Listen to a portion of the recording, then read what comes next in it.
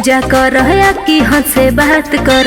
देखियो ने बाबा बैसल छे कोन पहाड़ पर। ओहो अब अहाँ बतबे केना पूजा हेतै।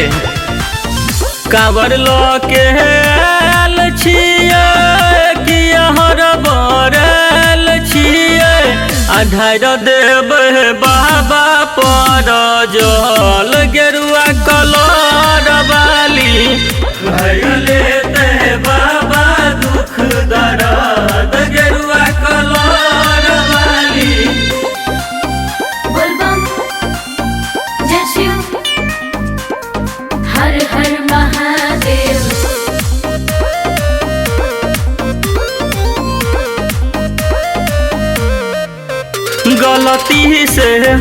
गलती से ये बम टकरा गेलिए गलती से। भांग खा के आहा भकुआइल छियै की लड़की के देख मतुआइल छियै की। बोल बम के नारा छैया बाबा एगो सहारा छैया। भांगे छे बाबा के फेवरेट डिश गेरुआ कलर वाली। लेते बाबा दुख दर्द गेरुआ कलर वाली। बोलबम जय शिव हर हर महादेव।